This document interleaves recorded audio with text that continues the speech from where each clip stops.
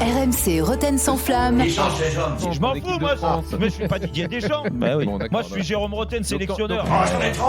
Faites entrer l'accusé. Et alors là, attention, parce que c'est toute la corporation des footballeurs qui entre dans le box des accusés, des joueurs accusés de pleurer pour les cadences infernales imposées par la FIFA, par l'UEFA, par les championnats.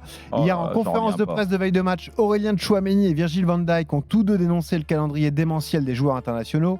Le capitaine néerlandais a même dit qu'il était prêt à baisser son salaire de 10% pour diminuer le nombre de matchs. Ah bon ? Précisons que les Pays-Bas ce soir seront privés de 11 joueurs, notamment des cadres comme Depay, De Jong et Gakpo qui sont tous blessés. Ah oui. Et puis on a pris les exemples. Griezmann, la saison dernière, c'est 61 matchs disputés, club et sélection confondus. Le pire, c'est Modric. Jérôme Roten, saison 2003-2004, 51 matchs, un total qui aurait pu monter à 62 s'il avait disputé tous les matchs de l'équipe de France, s'il était entré en jeu, etc. Ouais, le regret de Jacques Santini. Et du coup, ce soir, les footballeurs sont accusés de pleurer au sujet des cadences infernales. L'accusation va être menée justement par le procureur Roten. Bonsoir, monsieur le procureur. Bonsoir à tous. Des joueurs défendus par le meilleur joueur de 98, Maître Petit. Bonsoir, évidemment, moi je défendrai toujours les joueurs parce que j'ai été joueur. Ouais, mais t'étais pas une pleureuse, donc c'est bien. C'est à se poser la question concernant mon alter ego en fait. Ouais. Et le verdict sera rendu par quelqu'un qui nous rejoint en 32-16. C'est Zag qui rendra son verdict. J'adore Salut le Zag. prénom. Salut Zag. Salut. C'est pas dans le zig quand même. Excellent. Bon. Ça, c'est drôle. On n'a jamais dû lui faire. en plus. Rien que ça, Zag, tu peux pas le faire gagner. Ouais, les petits, il était grand. Ouais, c'est vrai, c'est pas faux. Bon, Alors, monsieur Roten, pour vous, les joueurs n'ont pas à se plaindre des calendriers et des matchs qui s'enchaînent. bah déjà, il y a une chose qui est claire, moins de matchs. Vous voulez moins de matchs, bah, vous allez toucher moins d'argent. Et ça va poser problème à certains. Déjà, ça c'est la première chose. Après, c'est bien d'avoir rappelé les joueurs qui enchaînent les matchs, les sélections, les matchs en club, la Coupe d'Europe. Antoine Griezmann l'année dernière, qui a été le joueur qui a le plus joué. Donc 81 matchs d'affilée avec les Bleus. Oui, aussi. non, mais 61 matchs sur l'année, sur on est l'année d'accord. dernière. Mais c'est bien aussi de rappeler le football d'antan, parce que j'en fais partie. Il y a 20 Donc ans. il y a 20 ans, d'accord, où bizarrement, Aurélien Tchouameni, il y a 20 ans, si j'avais été titulaire indiscutable comme Antoine Griezmann en sélection, j'aurais fait plus de matchs que Antoine Griezmann. 62, c'est ça, Un de plus. Ouais. Voilà. Donc, excusez-moi, déjà le rythme infernal, ça fait des années que ça dure, Non. et on y a goûté, et on s'est jamais plaint. Mais aujourd'hui, vu que les joueurs s'éparpillent un petit peu partout, parce que la fatigue, c'est pas que sur les matchs. Il faut pas me faire croire, et c'est pour ça que je vais taper sur les joueurs, parce que d'habitude, comme Manu, je les défends. Mais là, je vais taper sur Aurélien Tchouameni, parce que figure-toi que si tu te consacres juste à ton métier, voilà, tu es payé pour ça, pour être bon sur le terrain, te préparer, tout ça. Déjà, il y a une première chose par rapport à nous à l'époque, c'est que les groupes sont beaucoup plus importants. Il y a beaucoup plus de joueurs parce qu'il y a beaucoup plus de moyens. Donc, les clubs comme le Real Madrid, par exemple, ils sont capables de payer très cher des mecs qui vont pas beaucoup jouer. Ou comme Liverpool. Comme Liverpool, ou Manchester City, et puis je t'en passe, tu vois, ou le Paris Saint-Germain même. Contrairement à nous à l'époque, où en effet, il y avait 15-16 joueurs, mais il n'y avait pas plus. Donc déjà, c'est la première chose. Et on pleurait pas. Ensuite, derrière, donc ça te permet de souffler de temps en temps quand il y a un groupe élargi. Tu n'es pas obligé de jouer tous les matchs. Si tu es fatigué, tu vas voir ton entraîneur et tu dis là, j'ai du mal à récupérer. Mais ton entraîneur, je sais ce qu'il va te répéter. Ce qu'il va te dire, il va te dire, mais écoute Aurélien, tu es gentil, tu joues un match tous les 3 jours, pas déjà toutes les semaines, d'accord ? Ensuite, la sélection, par exemple, là, je te prends l'exemple de cette sélection-là. On est en début de saison, donc ils ressentent de la fatigue au bout de 2 mois, moi, ça me fait rire. Mais bon, c'est pas grave. Si tu es fatigué, mon cher Aurélien Tchouameni, déjà, rappelle-toi, à l'époque, quand tu n'étais pas sélectionné et que tu rêvais de jouer en sélection, déjà, tu te taisais parce que là, tu n'avais pas envie de jouer que 40 matchs dans l'année. Tu en jouais 60 ou 70, c'était pas un souci. Là, aujourd'hui, c'est un souci parce que les mecs s'embourgeoisent, ça, c'est sûr. Ah, oui, à force d'être titulaire, tu es un titulaire indiscutable, donc il y a des matchs cacahuètes que tu n'as pas envie de jouer. Donc, je suis désolé. Mais le match de ce soir, tu vas le jouer. Le match contre l'Écosse, viens voir Didier Deschamps et tu dis à Didier Deschamps, écoute, je suis fatigué, j'ai pas envie de le jouer. Et ça se trouve, sans lui dire, Didier, il va le faire. D'accord ? Ensuite, il y a donc l'accumulation des matchs qui est la même qu'il y a 20 ans, qui est la même qu'il y a 30 ans, parce que la Ligue des Champions, C'est C'est bien regardé ton nombre de matchs. de zéro. C'est pas vrai. Si t'étais à 53 matchs. Et je finirai là-dessus. 97, Les matchs sont 98. toujours, bon. les matchs sont toujours les mêmes, rassurez-moi. Oui. C'est 90 minutes non, avec un un peu peu de plus, match. il y a un peu Aujourd'hui, plus c'est de 150. Oui, d'accord, ok. Bah ouais, tu fais 6 matchs, on fait un de plus. Et la fatigue, et je donne la parole à Manu, bien sûr, pour les défendre, la fatigue qu'il dit là, c'est plus la fatigue en dehors du terrain, en dehors des matchs. Donc, nous, la récupération qu'on pouvait faire invisible, là, tu vois, où celle-là, elle est plus importante. Aujourd'hui, ils passent leur vie sur les réseaux sociaux à faire des spots de pub à droite et à gauche. Mais dans ces cas-là, les gars, prenez un jet privé pour aller voir un combat de MMA, prendre un jet privé. Prendre un jet privé pour aller faire une pub en Turquie. Mais dans ces cas-là, les gars, vous prenez moins de cachets au niveau publicitaire, au niveau des sponsors, et que vous vous consacrez au football, juste à votre profession. Ça y est, parole à la défense. C'est un monologue ou C'est à vous, c'est à vous. Oh, t'as le temps. Hein. Ah bah j'ai le temps, mais de toute façon je vais pas être aussi long parce que j'ai entendu pas mal d'inepties quand même.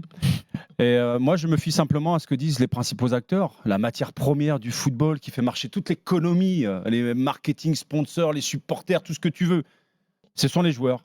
On les écoute jamais. Ils sont jamais à une table lorsqu'on prend des grandes décisions concernant le football, les lois du foot ou est-ce qu'on pourrait justement innover, changer, réformer. On leur demande jamais leur avis. Je vais vous prendre un exemple. Pendant le Covid, il y a la LFP justement non, pendant le Covid, la LFP justement a demandé à arrêter les matchs. Non, France. Pas d'arrêter les matchs.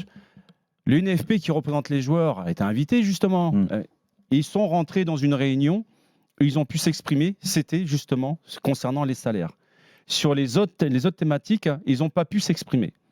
Quoi ? Bah oui. Pendant le Covid, l'UNFP ? C'est pas moi qui. Mais Castenduch, il a fait un article, il disait il faut arrêter les matchs. C'était le premier à dire. Oh, l'UNFP, c'est niveau national. La FIFPro, c'est niveau international. Ouais, mais tu me parles de la FIFPro. Ça me rappelle, à mon époque, Maradona avec Cantona qui voulait faire un syndicat justement pour peser dans les voix. Mais demain, aujourd'hui, dans le contexte actuel, vous allez demander, on a parlé de Kylian Mbappé. Est-ce que Kylian Mbappé représente et s'identifie à des joueurs qui jouent en deuxième division ? Il n'y a pas de solidarité entre les joueurs. Moi, je dis simplement, c'est que j'écoute Klopp, j'écoute Guardiola, j'écoute tous les entraîneurs, Coman également, j'écoute Didier Deschamps, pareil. Tout le monde le dit. Les joueurs le disent. Quoi ? Ils disent il y a trop de matchs accumulés de matchs. Tu me dis c'est le même nombre de matchs que j'ai joué moi à mon époque. Ouais. Bah oui. Excuse-moi, en équipe de France, tu joues combien de matchs par saison ? Non, t'en joues un peu plus aujourd'hui. Un peu plus. Un peu plus. On te rajoute des matchs de compétition. C'est-à-dire que moi, à l'époque, quand je jouais en équipe de France et je jouais à la Champions League, je jouais pas les matchs tous les 3 jours chaque semaine. Mais non, tu en fais 60 dans l'année, Manu. Qu'est-ce que tu me racontes ? À mon époque, saison 97-98. Non, mais les chiffres sont là, monsieur Petit. Mais oui. Mais après, tu rallonges et tu rallonges également la durée des matchs. Non, mais mais arrêtez les gars. Manu, 3 minutes. Quel 3 minutes ? Il y a des matchs en Angleterre, ils font 105 minutes. 10 minutes de plus, mon Dieu. 10 minutes, un match. Ouais. Quand tu joues tous les 3 jours, fais le calcul, ça te fait une mi-temps dans la semaine. Manu, est-ce que tu es d'accord avec le fait qu'aujourd'hui, les groupes dans l'imaginaire, en fait, sont beaucoup plus développés ? Dans l'imaginaire des gens. À partir du moment où un joueur de foot se plaint, c'est pas normal. Il gagne tellement de pognon, il doit fermer sa gueule. On part de ce principe-là. Donc à partir de ce principe-là, il n'y a plus de débat possible. Non. À partir de là, à partir du moment où tu as le sentiment de faire partie des privilégiés, tu n'as pas le droit de te plaindre. Parce que dans la vie de tous les jours, tu vois le contexte dans lequel on vit, ne vous plaignez pas, surtout parce que c'est considéré comme du loisir. En plus, vous gagnez beaucoup d'argent. D'accord. Et pourquoi tous les joueurs ne prennent pas la parole, alors comme Aurélien Tchouaméni, et pourquoi nous disent... t'écoutes pas les experts au niveau santé, qui ont tous été consultés et de façon unanime, majoritairement, ont tous dit à travers le monde, il y a des études, moi je les ai lues, des études, ils ont tous dit qu'aujourd'hui, il y a une recrudescence en termes de blessures, mais pas des blessures bénignes, des blessures sur plusieurs mois. Ça, c'est démultiplié. Mais la santé mentale des joueurs aujourd'hui. La santé mentale. On dit que le jeu va plus la vite. santé mentale. Mais j'en sais rien, c'est lié à quoi ? Pourquoi je pense Manu, l'accumulation des matchs, l'intensité des matchs qui est différente. Non, mais pourquoi nous on n'a pas subi ça ? Et pourquoi nous on n'a pas subi ça à l'époque ? Pourquoi nous on n'avait pas ce sentiment-là ? Parce que le nombre de matchs est le même.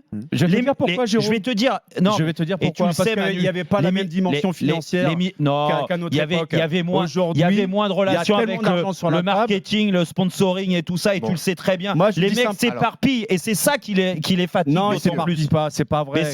Ils font moins de mise au vert. Mais quand tu es Cristiano Ronaldo, Jérôme, quand tu es Cristiano Ronaldo ou Messi, quand tu vois la longévité qu'ils ont eu au plus haut niveau. Mais Ronaldo, j'ai jamais entendu se plaindre. Mais justement, ce ne sont pas les grands joueurs qui vont venir se plaindre parce que ce sont eux qui bénéficient le plus de matchs que joueurs de deuxième division. Ce ne sont pas eux qui vont se plaindre. Tant qu'il n'y aura pas d'unité, de solidarité entre les joueurs, tant qu'il n'y aura pas justement ce syndicat-là qui pèsera dans les décisions à venir et des réformes qui sont pour moi importantes et nécessaires dans le football. Mais la réforme, c'est quoi? Il se passera jamais tu rien. pourras pas baisser. Il se passera jamais rien. Tu pourras pas baisser, et je finis là-dessus, tu pourras pas baisser le football à jouer et forcer les joueurs pros à jouer que 40 matchs dans l'année. C'est pas possible, ça a jamais été comme ça, Manu. C'est l'heure du Tu veux qu'il passe quoi comme loi? Zach C'est va impossible. rendre son Déjà, verdict. pourquoi pas changer le nombre de remplacements dans un match, des choses comme Mais ça. ils l'ont fait Imaginez les déjà. choses. Ils l'ont fait pendant le Covid. Mais il Manu, continue, là. ça y est, c'est l'heure du Allez. verdict. Zach, tu as écouté les Bravo, plaidoiries. Zach, Qui merci. remporte ce procès alors? Merci Zag.